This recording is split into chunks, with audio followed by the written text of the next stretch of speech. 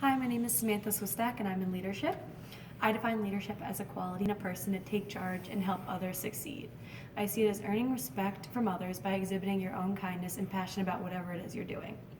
A good leader is someone who is enthusiastic, intense, empathetic, and motivating.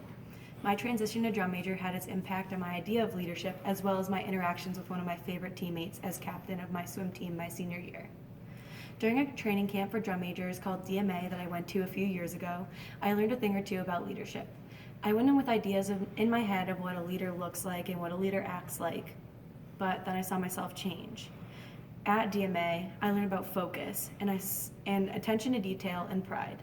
I learned how to sit up straight and conduct, but most importantly, I learned how to communicate, and that's where my current definition of leadership hails. The program director and chief storyteller at DMA, Heidi Sarver, told us a story about her good friend and mentor, George Parks, his daughter's evolving relationship with Santa Claus. The story in itself was magical and had a powerful effect on me. The point being this. Step 1. You believe in Santa Claus. You believe in the magic. It's there. It's everywhere. It's all around you. Step 2. You don't believe in Santa. You no longer feel the magic. It's like falling out. Step 3. You become Santa and you start creating the magic for others. Step 4. Step 4. You let others become Santa for you. You take a step back and you permit others to take over for you, and they start making the magic. This story struck me so much because I thought as a leader I was just supposed to tell people to do what I saw fit. Now all of a sudden this storyteller was explaining to me that my job as a leader was to bring the magic to others. I mean, it made sense. When you're younger, you're engulfed by this wonder at all the new things and new people around you. However, once you've experienced everything, it's your choice whether you want to be angry at everything becoming lackluster or encourage everything to remain bright and shiny for those who still believe it to be so. For me, it became simple. Marching band was immediately my family walking in as a freshman in high school, and then as a drum major, I needed to start taking it seriously because the freshmen with the same sparkle in their eyes that I used to have, they were going to count on me to be just as encouraging, just as kind, just as welcoming and enthusiastic and brave as I believed previous leaders were before me. I found I had to earn my band friends and other bandmates' respect before they were going to allow me to just tell them what to do on the field. I couldn't just expect people to do what I wanted them to do. I had to be positive and motivational and earn it. It was hard at first finding that boundary between bossiness and leadership. I was working to make the band great, but I needed to earn the trust and build relationships with people in order for a smooth sailing season, as well as help people discover their own greatness.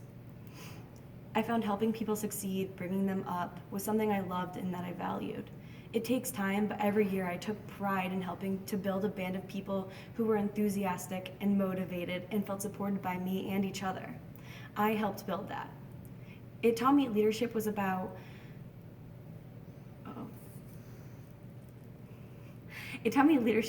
connection and commitment to whatever it was that I was doing. I had to be focused and prepared 100% of the time. Being drum major was limitless in its rewards, but likewise it taught me that I now had to be responsible for my own actions and for the actions of others. And with confrontations also being part of a leader's job, it's important to maintain balance and order. I'd rather deal with an argument than watch someone else get hurt, point blank.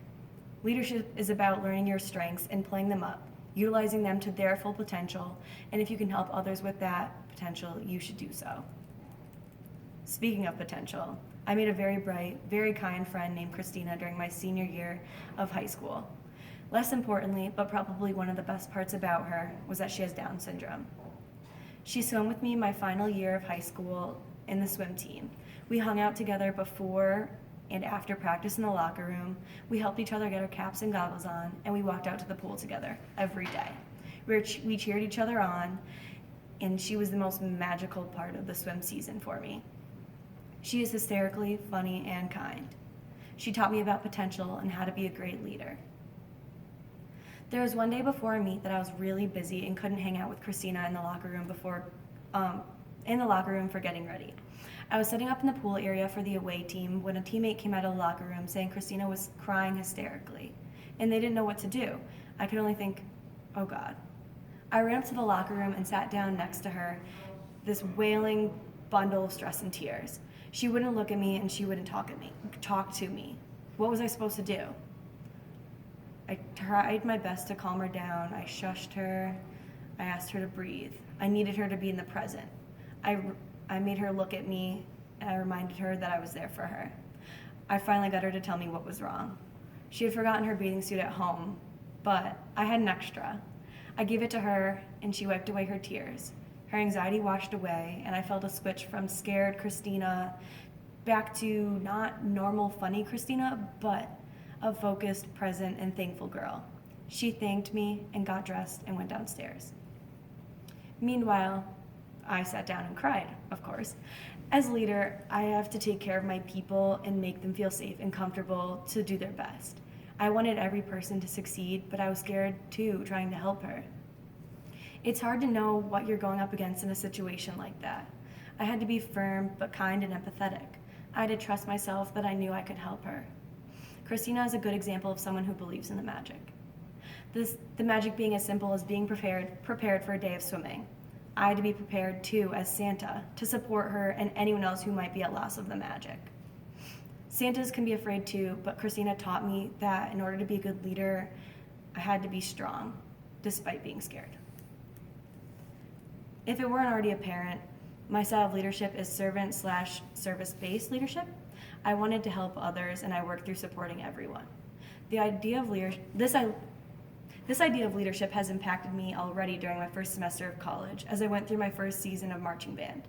I witnessed my leaders work in a way in which they were positive and respectful and encouraging, therefore gaining my own respect, trust, and participation. Every day I found that there were more reasons to feel trust in my leaders as they motivated and inspired enthusiasm within me. Leaders around me helped me when there was no personal gain for them, just because it was the right thing to do. I admire that tremendously.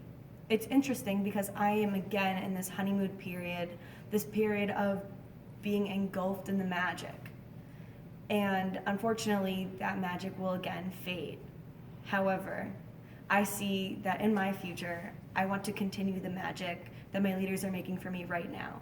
And I think that's what's most important about leadership, encouraging the next generation to step forward and bring their own magic to the table. Thank you.